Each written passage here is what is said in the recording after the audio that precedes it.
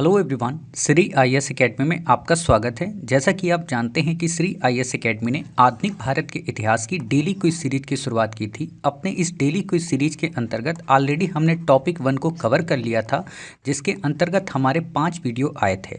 इसके बाद हमने अपने टॉपिक 2 की शुरुआत की थी, जिसके अंतर्गत ऑलरेडी हमारे 3 पार्ट आ चुके हैं। उम्मीद है कि आपने उन तीनों पार्ट्स को देख लिया होगा और आपको ये भी समझ में आ गया होगा कि किस तरीके से यूपीएससी के प्रीलिम्स में आपसे प्रश्न पूछा जा सकता है।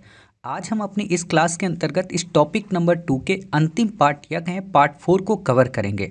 यदि आप इस क्लास को यूट्यूब पर देख रहे हैं तो यूट्यूब पर ये हमारा पार्ट 9 होगा, और यदि आप इसे श्री आईएएस एकेडमी के ऐप पर देख रहे हैं तो ये हमारा पार्ट 2 का पार्ट 4 है। ठीक है, इसके बाद हमारा टॉपिक नंबर 3 शुरू होगा और उसके भी सीक्वेंस वाइज में पार्ट 1 पार्ट 2 के हिसाब से आपको क्विज मिलते रहेंगे। तो बिना देरी के हम अपनी क्लास की शुरुआत करते हैं, ताकि आप में से किसी भी बच्चे का किसी भी प्रकार का समय व्यर्थ ना हो।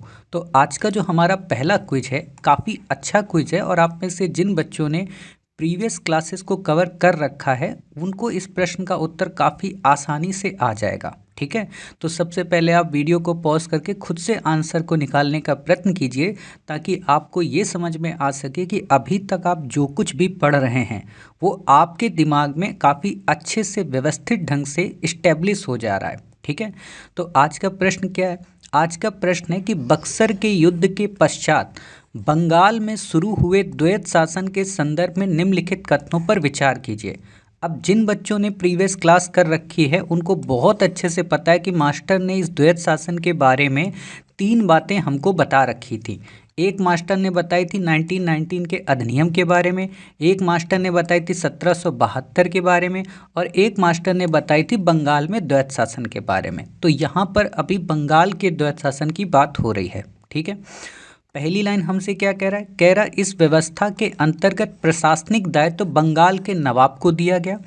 दूसरी लाइन कह रहा है कि इस व्यवस्था के अंतर्गत राजस्व वसूली ईस्ट इंडिया कंपनी प्रत्यक्ष रूप से करती थी। देखो, अगर आपने पीछे की क्लास पढ़ी है तो आपको पहली नज़र में तो लगेगा कि यहाँ पे ये दोनों की दोनों पंक्तियाँ जो हैं बिल्कुल सही हैं, लेकिन यदि आपने इस लाइन को बखूबी पढ़ा और काफ़ी अच्छे से इस लाइन को समझा तो आपको ये बात तुरंत समझ में आ जाएगी स्टोरी के रूप में कि मास्टर ने जब मॉडर्न इंडिया की क्लास कवर कराई थी, जीएस की क्लास कवर कराई थी, तो वहाँ पे मास्टर ने बोला था कि east India company direct involve नहीं हो रही थी।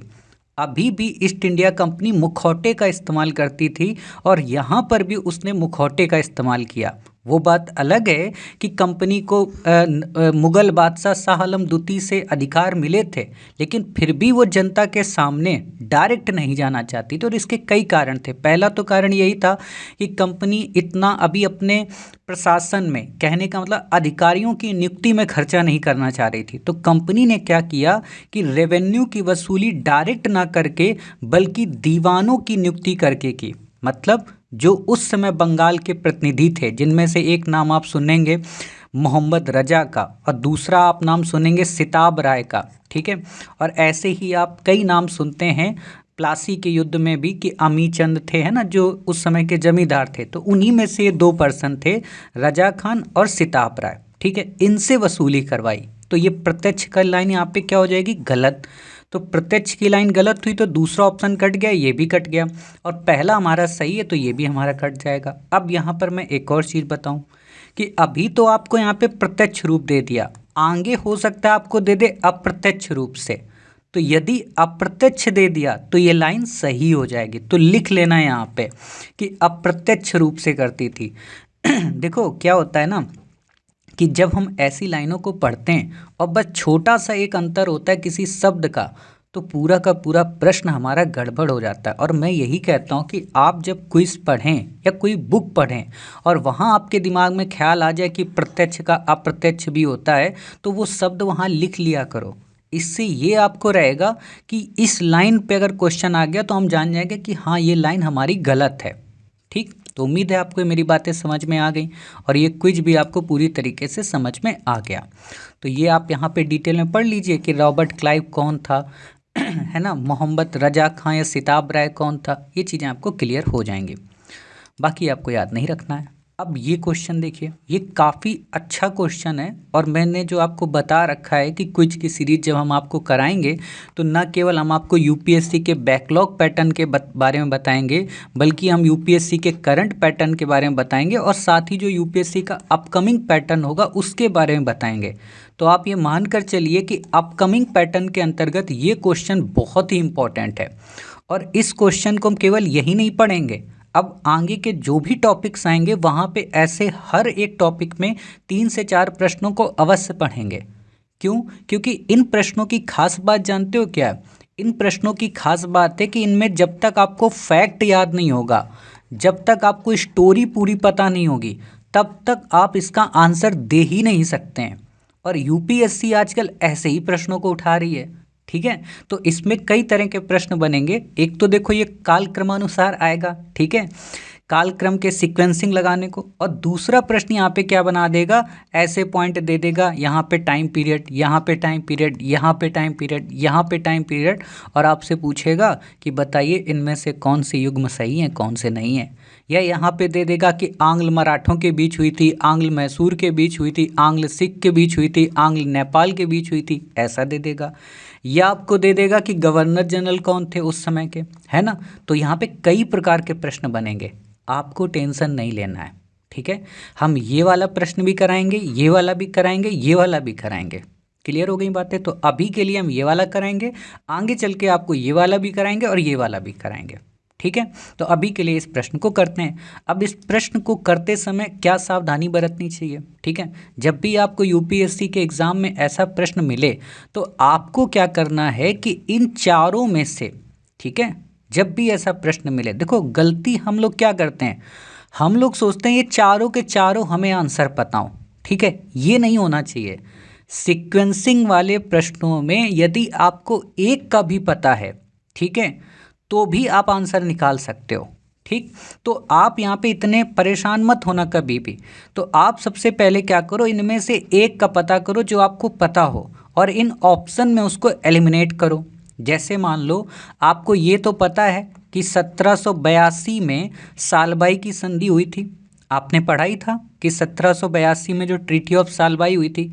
आपको ये भी पता था कि उसी समय द्वितीय आंग्ल मैसूर युद्ध हुआ था 1784 में, मैंगलोर की संधि। पहले वाले के बारे में बताया था कि मद्रास, और तीसरे वाले की श्रीरंगपट्टनम संधि, और चौथे वाले में सहायक संधि के अंतर्गत वो शामिल हो जाता है। ये तो आपको पता थी, ठीक है। तो मतलब यहाँ से आपको क्या क्लियर हुआ, हम मान के चलते हैं कि आपको सुगाली और अमृतसर के बारे में नहीं पता है, तो आप बताइए कि पहले सालबाई आएगी और उसके बाद मैंगलोर आएगा, मतलब पहले 4 आएगा और फिर 3 आएगा, मतलब ऐसा हमें सीक्वेंस चाहिए, ठीक है। या तो ये सीक्वेंस लास्ट के 2 डिजिट में होगा या तो शुरू के 2 डिजिट में होगा, क्योंकि 4 डिजिट हैं यहाँ पे। आपने कहा ठीक, तो अब खोजो यहाँ पे। तो खोजोगे तो आपको क्या पता चलेगा, यहाँ 4 3 है, मतलब ये ऑप्शन नहीं हो सकता, समझ गए। 3 4 है यहाँ पे, oh sorry sorry sorry sorry sorry sorry, मैं क्या बोल दिया, उल्टा बोल दिया है ना। मतलब यहाँ पे आपका 4 3 है, मतलब ये हो सकता है, ठीक है, क्योंकि हमने 4 3 यहाँ पे किया हुआ है ऑप्शन में। यहाँ पे 3 4 है, मतलब ये ऑप्शन हमारा नहीं हो सकता किसी भी हालत में, ये कंफर्म है हम, ठीक है। इसी को कहते हैं पजल वाली ट्रिक। आप में से जिन बच्चों ने हमसे सीसेट रीजनिंग में पजल पढ़ा होगा, वहाँ हमने आपको यही सिखाया है कि कई बार प्रश्न से उत्तर नहीं आता बल्कि उत्तर से उत्तर आता है। तो ये हमारा कट गया, हमने कहा ठीक है सर। अब यही विकल्प देखो यहाँ पे भी है 3 4, ठीक है, हमने इसको भी कट कर दिया। क्लियर, क्योंकि हमें पता है कि 4 3 आएगा, ठीक है, हमें कंफर्म पता है 4 3 आएगा। और देखो यहाँ पे भी अपने आप उत्तर आ गया, हमें कोई नॉलेज की ज़रूरत ही नहीं पड़ी, हमें केवल इन 2 से मतलब था, हमें इन 2 से मतलब ही नहीं था। अब ये किन बच्चों के लिए मैं बता रहा हूँ, वो बच्चे जो नेट का एग्ज़ाम देते हैं, जो सेट का एग्ज़ाम देते हैं, जो स्टेट पीसीएस का एग्ज़ाम देते हैं, वहाँ जब सीक्वेंसिंग वाला प्रश्न आ जाता है ना तो भटक जाते हैं। आप बीपीएससी का पेपर उठाइए, यूपी पीसीएस का उठाइए, या एमपी पीसीएस का उठाइए, या आरजे पीसीएस का उठाइए, वहाँ सब जगह आपको यही मिलेगा, ठीक है।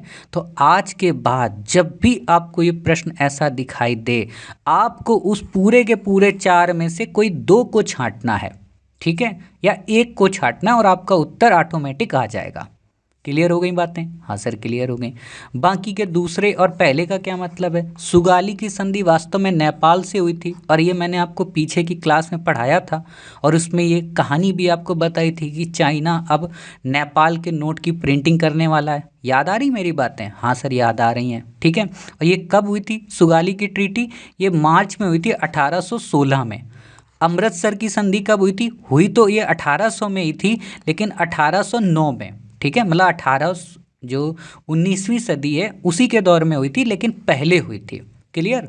तो ये बातें आपको यहाँ पे याद रखनी थी, इससे ज़्यादा आपसे यहाँ पे क्वेश्चन नहीं पूछा जाएगा और आपको याद रखने की भी आवश्यकता नहीं है। क्लियर हो गई बातें? बाकी यहाँ पे डिटेल हमने दिया है।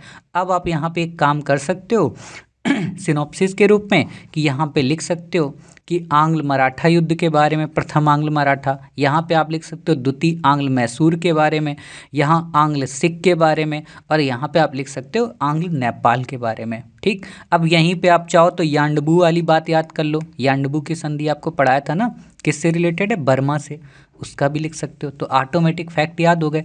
अब जब इतना लिख लिया तो इसी को सिनॉप्सिस बना लो, दीवार पे चिपका लो, कभी नहीं भूलोगे। ठीक है, तो इतनी बातें आपको पता होनी चाहिए। अगला क्वेश्चन देखते हैं। काफ़ी अच्छा क्वेश्चन है, और इस क्वेश्चन को वही बच्चा कर सकता है जो पहले की क्लास, या कहें जो हमारे टॉपिक 1 की क्लास जिसने कवर कर रखी है, और उसको यहाँ पे चीज़ें पता होंगी। ठीक है, तो प्रश्न को ध्यान से देखो क्या कह रहा है। पहले तो आप वीडियो को पॉज करके खुद से सॉल्व करने का प्रयत्न करो। ठीक है, तो प्रश्न तीसरा क्या कह रहा है? निम्नलिखित कथनों पर विचार कीजिए। पहली लाइन कह रहा, वॉन्डी वॉर्स के युद्ध में अंग्रेजों ने डचों को अंतिम रूप से पराजित किया। आपको पता है कि वॉस का मतलब क्या होता है? फ्रांसीसी, है ना। याद रखने के लिए मैं आपको बताऊं कि जहां सा है तो वो सा से ही रिलेटेड होगी। ठीक, तो वॉन्डी वॉर्स के युद्ध का संबंध किससे है? एंग्लो फ्रेंच से, अंग्रेज और फ्रांसीसी से। ठीक है, तो ये लाइन तो यहाँ पे गलत हो गई, तो हमने क्या किया? यहाँ पे इसको कट कर दिया। ठीक है, हमने क्या किया? यहाँ पे इसको कट कर दिया। अब आपको यहाँ पे ध्यान रखना है, ध्यान रखना है क्या? आपसे क्या पूछा है? सही नहीं है बताना है। आपसे क्या पूछ रहा है? आपसे पूछ रहा है कि सही नहीं है। ठीक है, आपसे ये पूछ रहा है, इसने यहाँ पे ऑप्शन ये पूछा है कि इसमें ये बताइए कि कौन सा विकल्प सही नहीं है।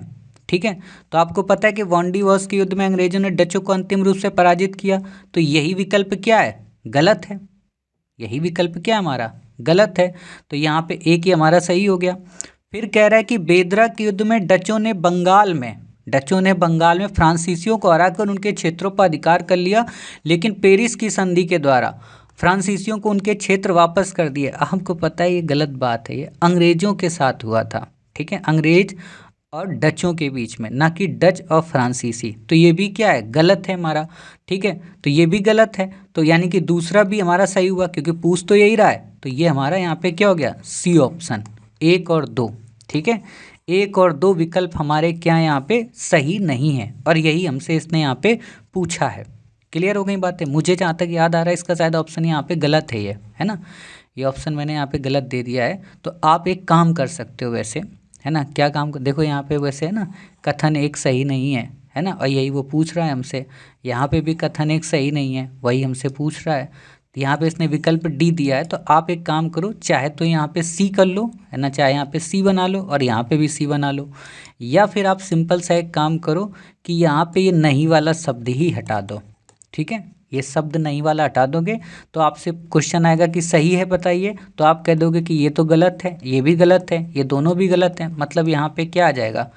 डी आ जाएगा कि कोई भी सही नहीं है। ठीक है, तब आपका वो आंसर सही हो जाएगा। तो आप यहाँ से बस ये नहीं शब्द हटा लीजिए, ये एरर है मेरे हिसाब से। ठीक है, तो आप इस एरर को ठीक कर लीजिए। उम्मीद है आपको इस चीज़ें समझ में आ गई। अगला क्वेश्चन देखते हैं। अगला क्वेश्चन क्या कह रहा? अगला क्वेश्चन है कि प्लासी के युद्ध के संदर्भ में निम्नलिखित कथनों पर विचार कीजिए, निम्नलिखित कथनों में से कौन सा सही है। ठीक, आराम से पढ़ना इस लाइन को, यहाँ पे भी थोड़ा सा कॉन्सेप्ट है, और ज़रा सी भी अगर आपने गलती की तो ऑटोमेटिक आपका आंसर गलत हो जाएगा, और ख़ास तौर पे वो बच्चे जो किताबें नहीं पढ़ते हैं उनका तो गलत हो ही जाएगा। ठीक, तो ध्यान से देखो क्या कह रहा है। कह रहा इस युद्ध में नवाब की ओर से कुछ फ्रांसीसी सैनिकों ने भाग लिया था, तो हो भी सकता है। ठीक है, फिर कह रहा मीर मदान तथा मोहनलाल ने अंग्रेजों के साथ मिलकर नवाब से गद्दारी की। मीर मदान और मोहनलाल, ठीक है, हो भी सकता है। नवाब पराजित होकर कलकत्ता लौट आया जहां मीर जाफर के द्वारा उसकी हत्या कर दी गई, ठीक। मैं मान के चलता हूँ कि आपको ये दो लाइनें नहीं पता थी। वैसे अगर आपने हमारी मॉडर्न इंडिया की क्लास पढ़ी है तो वहाँ ये मीर मदान और मोहनलाल इनका जिक्र आपने ज़रूर सुना होगा, क्योंकि जब मैं गद्दारों की बात करता हूँ, ठीक है, कि ये गद्दार थे, ठीक है, तो मैं ये भी बात करता हूँ कि कौन उनके शुभचिंतक थे, और उन्हीं शुभचिंतकों में एक था मीर मदान और मोहनलाल, ठीक है। तो वो मैंने वहाँ पे आपको बताई थी बातें। खैर, अगर नहीं भी आपने सुना है तो इतना तो ये सुना ही है, तीसरा वाला फैक्ट, कि मीर जाफर ने हत्या नहीं की थी नवाब की। मतलब सिराजुद्दौला की जो हत्या थी वो मीर जाफर ने नहीं की, बल्कि कई किताबों में आपको मिलेगा कि मीर जाफर का जो बेटा था जिसका नाम था मीरन, उसने हत्या की। और कई स्टैंडर्ड बुक्स में आपको मिलेगा कि मीर जाफर ने मीरन से कहा था कि तुम इसको मरवा दो, तो मीरन ने क्या किया, अपने जो सैनिक, उसका जो सैनिक था मोहम्मद बेग, उससे उसको मरवा देता है, ठीक। तो मीर जाफर तो कहीं से भी ऑप्शन में नहीं होगा, तो ये ऑप्शन आपका कट गया, तीसरा आपने इसको काट दिया, तो ऑटोमेटिक आपका नंबर 1 आंसर आ गया। मतलब फ्रांसीसियों ने भाग लिया था। अब मैं एक लाइन याद कराऊं, आप कोई भी किताब उठा के देख लेना, ठीक है, कोई भी मॉडर्न इंडिया की किताब उठा के देख लेना, कहीं पर फ्रांसीसी सैनिकों वाली लाइन का जिक्र नहीं मिलेगा। तो आप एक काम करिए, जहाँ प्लासी का युद्ध आपने पढ़ा है मॉडर्न इंडिया में कहीं पे भी, वहाँ जाकर लिख लीजिए ये वाली लाइन कि नवाब की ओर से कुछ फ्रांसीसी सैनिकों ने भी भाग लिया था, ठीक है, क्योंकि ये स्टैंडर्ड किताब में आपको मिलेगा फैक्ट, ठीक। तो वहाँ आपका आंसर सही हो जाएगा। अगली बात कि मीर मदान और मोहनलाल के बारे में मैंने ऑलरेडी पढ़ा रखा, और आपको पता हो यही दो वो व्यक्ति थे जिन्होंने बताया था सिराजुद्दौला को कि भाई साहब हम युद्ध में हार रहे हैं, लेकिन मीर जाफर सेनापति था, तो मीर जाफर ने कहा तुम हो पागल, मतलब ये उसका उप सेनापति था, तो इससे कहा मीर मदान से कि तुम हो पागल, तुमको कुछ नहीं पता है, हम सेनापति है ना, हमको पता है, हम जीत रहे हैं युद्ध। तो ये बेचारा चुप हो जाता है, ठीक है। तो ये क्या था, ये शुभचिंतक था नवाब का हितकारी पर्सन था, गद्दार नहीं था। क्लियर हो गई बातें। तो इन दो लाइंस को आप अपनी बुकलेट में जाकर लिख लेना, और वहाँ तो लिखोगे ही, यहाँ पे तो आपको पता ही रहेगा, ठीक। बाकी आपको यहाँ पे भी बेसिक है, आप इसको पढ़ सकते हो, इसके अलावा आपको यहाँ पे याद रखने की ज़रूरत नहीं है। आज का हमारा जो लास्ट प्रश्न, आज का भी प्रश्न और इस टॉपिक का भी हमारा प्रश्न लास्ट है। इसके बाद जो हमारा नया टॉपिक शुरू होगा वो भारत में ब्रिटिश शक्ति का विस्तार, वो शुरू होगा, और उसके पार्ट 1 पार्ट 2 करके आपको क्विज मिलेंगे, ठीक। तो देखें इस क्वेश्चन का क्या अर्थ है। प्रश्न है कि बंगाल में ईस्ट इंडिया कंपनी के बंगाल विजय में किन कारकों ने योगदान दिया। बंगाल में ईस्ट इंडिया कंपनी के बंगाल विजय में किन कारकों ने योगदान दिया। कई जगह पे कारक मिलेगा, कई जगह पे कारण मिलेगा, ठीक है। ये कारक और कारण वास्तव में तत्सम और तद्भव की उपज है, ठीक है। अब तत्सम क्या है, तद्भव क्या है, आप में से जो आर की परीक्षा दे रहा है और जो इनका हिंदी सब्जेक्ट है ना, या स्टेट पीसीएस की तैयारी कर रहा है, उनको पता होगा। मैं इतना डिटेल में नहीं जाने वाला हिंदी व्याकरण की, क्योंकि मुझे भी पता है कि मैंने हिंदी व्याकरण पढ़ने में कितनी मेहनत की थी और कितने अच्छे से अपनी हिंदी को शुद्ध किया था, ठीक है। तो थोड़ी आप भी मेहनत करिए जाके कि तत्सम और तद्भव क्या होते हैं, ठीक। तो कारण और कारक, ठीक है। इसमें आपसे क्वेश्चन पूछा है तो आपको पता है, क्या पता है कि किसी भी फैक्ट का कोई एक कारण नहीं होता है, बहुत सारे कारण होते हैं, बशर्ते वहाँ एक्सट्रीम वर्ड ना हो, ठीक। अब मैंने जो ये बात बताई थी कि कारण बहुत सारे होते हैं, लगभग सभी होते हैं, तो आप में से जो बच्चा इसी बात को, फैक्ट को ही केवल ध्यान में रखकर क्वेश्चन को देखेगा तो जाकर डी वाला ऑप्शन टिक कर देगा। लेकिन जिसने पूरी की पूरी कहानी पढ़ रखी है और जिसको ये पता है अच्छे से कि मास्टर ये भी कहता है कि ट्रिक्स तभी लगाओ जब वो नॉलेज को ओवरलैप ना करे, ठीक है। यानी कि पहले नॉलेज का यूज कर लो और फिर ट्रिक्स को देखो, ठीक है। तो आपको भी यहाँ पे नॉलेज का यूज करना है। तो देखो क्या लाइन कह रहा है, कह रहा बंगाल के नवाबों की बाहरी दुनिया के प्रति अज्ञानता। बिल्कुल सही बात है, बंगाल के नवाबों को ये पता ही नहीं था कि दुनिया में चल क्या रहा है, मतलब फ्रांसीसी और अंग्रेज़ों का कनाडा को लेकर क्या इशू चल रहा, ब्राज़ील को लेकर क्या चल रहा है, यूरोप की स्थिति क्या, ये नहीं पता थी, ठीक है। और यही बात आती है जय सिंह के बारे में, है ना, जिन्होंने भारत में खगोल विज्ञान के लिए वेधशालाएं बनवाई, तो उनको लेकर भी यही आता है कि बताइए जब उस समय गैलीलियो, ठीक है, दूरबीन की खोज कर चुका था और उसी समय पुनर्जागरण और प्रबोधन की विचारधारा यूरोप में प्रगतिवान थी, उस समय हमारे यहाँ के राजा महाराजा को ये अकल क्यों नहीं थी भाई।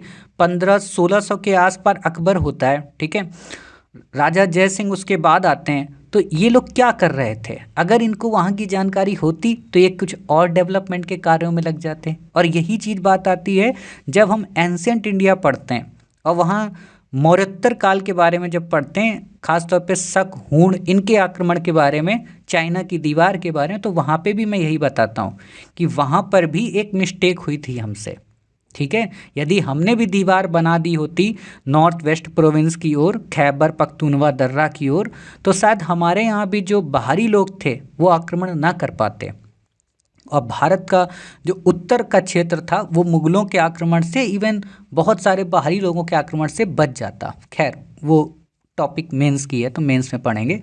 अब यहाँ पे आते हैं, तो अज्ञानता थी, बिल्कुल सही बात है। बंगाल की कमज़ोर सैन्य शक्ति, ये भी सही बात है कि ये लोग तीर भाला इन चीज़ों से लड़ते थे, ठीक है।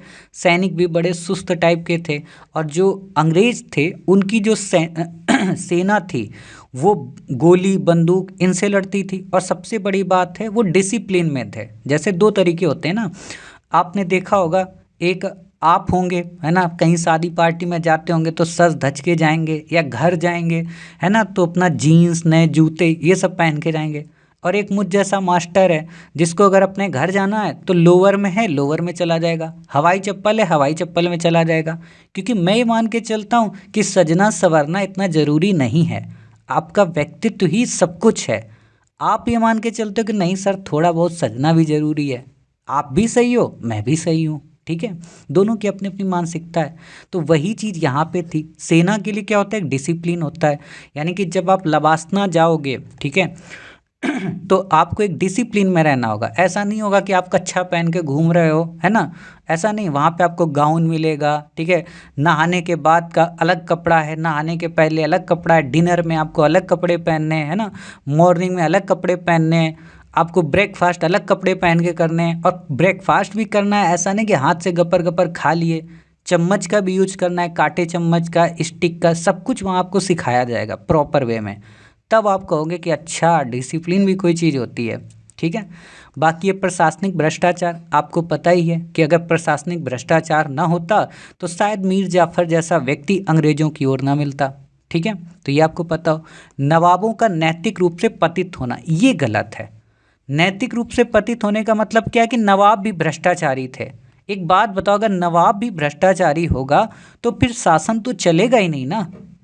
या नवाबों में अगर इतनी भी नैतिकता नहीं होगी कि हमारा बंगाल है, इसके लिए हमें कुछ करना है, ठीक है, तो वो तो जो हो रहा था होने देता। जैसे आज की डेट में हमारे प्राइम मिनिस्टर जी, ठीक है, मणिपुर में जो हो रहा है होने दो, क्या दिक्कत है, हमें कुछ बोलना ही नहीं है।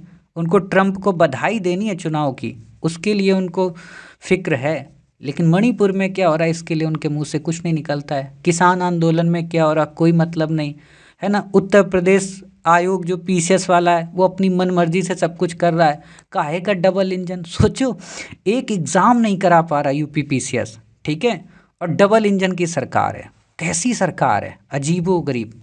मतलब जब आप 10 लाख फॉर्म भरा सकते हो तो एग्ज़ाम नहीं करा सकते हो, गजब के लोग हैं। तो ये हमारा क्या हो गया, चौथा ऑप्शन गलत हो गया। अब इसका मतलब ये नहीं कि प्रधानमंत्री मोदी जी नैतिकता बिल्कुल भी नहीं रखते हैं, है ना, ये मत सोचना। मेरा बस कहने का मतलब है कि इथिकल और मोरलिटी जो बैकग्राउंड के आधार पे हम एग्जाम्पल देते हैं, उसका मतलब है यहाँ पे कि एक राजा को जिस हिसाब से प्रोएक्टिव होना चाहिए और एक राजा को जिस हिसाब से हर चीज़ पे फोकस करना चाहिए, हर व्यक्ति को समानता के आधार पे लेकर चलना चाहिए, उसकी बात मैं कर रहा हूँ, ठीक है। तो ये चीज़ें आपको पता हो। तो यहाँ पे 3 ऑप्शन सही हैं, तो 1 2 3 1 2 3, यहाँ पे 1 2 3 केवल मिल रहा है हमको, तो ये हमारा सही हो गया। अब यहीं पे आपको ऑप्शन दे देगा केवल एक युग्म सही, तब कठिन हो जाएगा, ठीक है। सभी चारों युग्म सही, मान लो यहाँ पे आपको दे दे सभी चारों, यहाँ पे 2 युग्म, यहाँ पे 3 युग्म और यहाँ पे 1 युग्म, तो आपको पता है कि पहला तो सही हो गया, पहला सही हो गया। फिर कह रहा कमज़ोर सैन्य शक्ति, दूसरा भी सही, तो ये कट गया।